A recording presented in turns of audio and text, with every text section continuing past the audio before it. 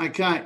Now we're going to hear from Ross Kilburn. Now, a lot of you will know that Rotary is 100 years old next year. 21st of April 2021, Rotary is 100 years of age here in Australia.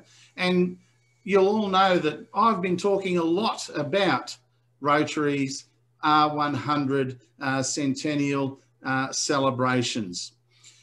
So when I put the call out earlier this year for clubs or clusters to get involved and come up with an R100, Ross Kilburn had already been working on this and has made it a cluster project. And so not only to me is this a great project, but it really goes to show how clubs can work together on a project that is going to affect the whole of their community in and around that cluster. So I'd love you to listen to what Ross has got to say, and then just take some of those ideas back to your clusters and see if you can come up with another way of doing a cluster project. Clubs working together make a bigger impact. So on that note, Ross, it's all yours. And hopefully you've got me. Can you confirm you can hear me? Okay. You need to unmute me, Mark. No, you're coming through loud and clear. I was muted. Okay. All right. Okay. All right. Sorry. We'll go back to it. Well, first of all, let me say that I can't take the credit. I'll go back to probably nearly 18 months ago when Steve Daly, our assistant governor, got all the clubs together as he was doing on a regular basis, and asked the question of, is there a common project that we could all undertake for the Rotary Centenary? So I'll just cover that. I'll talk about the Bay Trail itself and the various projects that we're talking about. The good news is we've got 8 clubs on the peninsula plus an E-club, and we've actually got one common local government area, which is Mornington Peninsula Shire Council. And Steve's question was not just can we celebrate the centenary, but can we raise the profile on the peninsula? And it was out of discussions at those couple of breakfasts that we had that the Bay Trail emerged as a preferred option. The Bay Trail it's not a Rotary project per se, it's actually a state government designated path from Melbourne to Sorrento and to Western Port on the other side of the peninsula, and large parts of it are already in place. It's complete from Melbourne to the peninsula, and on the peninsula there's large pieces that are already there. It's also a strong part of our local government's request for recovery funding, for infrastructure funding, because of the community benefit and the tourism benefit that it will have.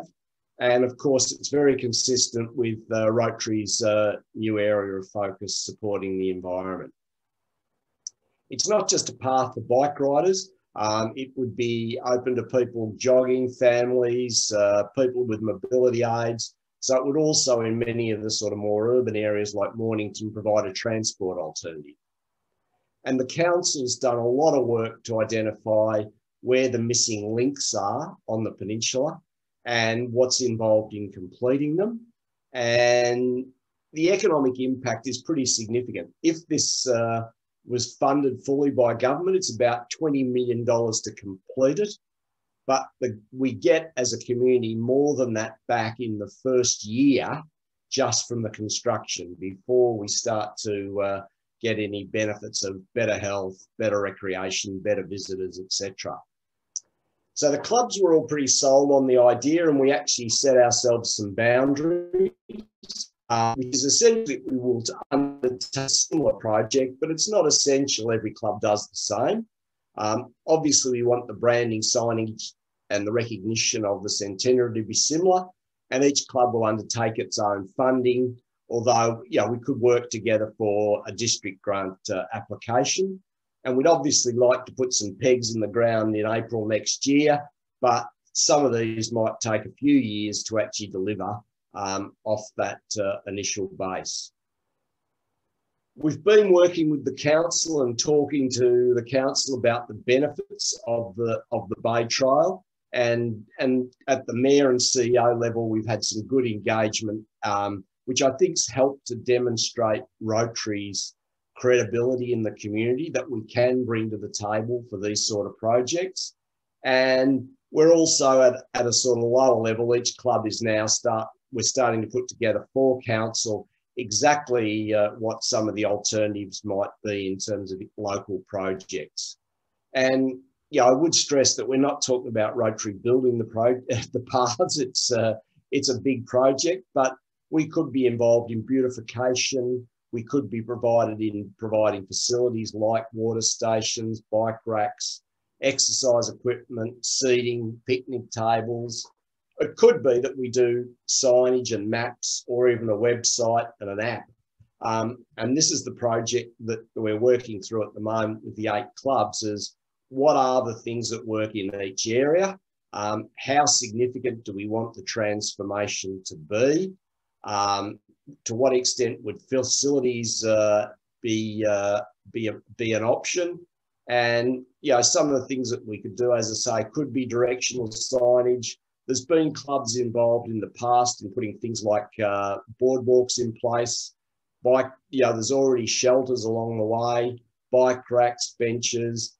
All of these could be suitable at the local level. I did mention that we could do an overall map of the peninsula and the various aspects of the trail. We could do a website which provides guidance to visitors.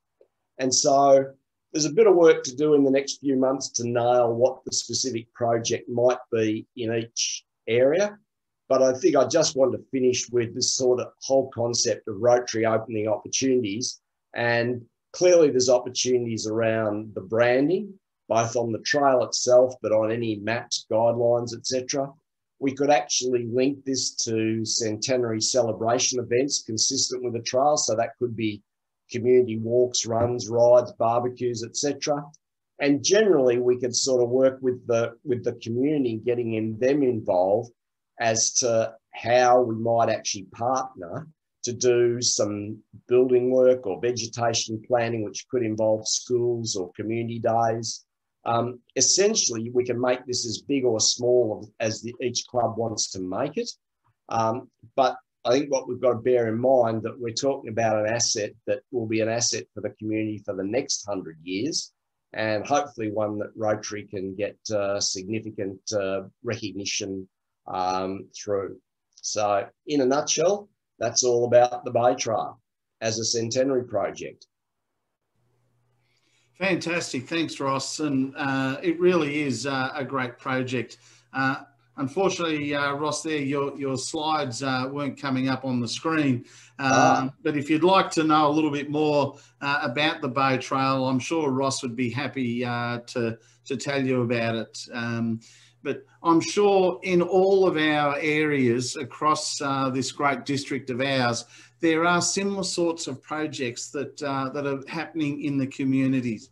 And so I just encourage people to think outside the square a little bit about what can your centenary project be, and how you can make or have clubs working together. Because as I said earlier, bigger clubs or bigger groups of people working together create bigger outcomes.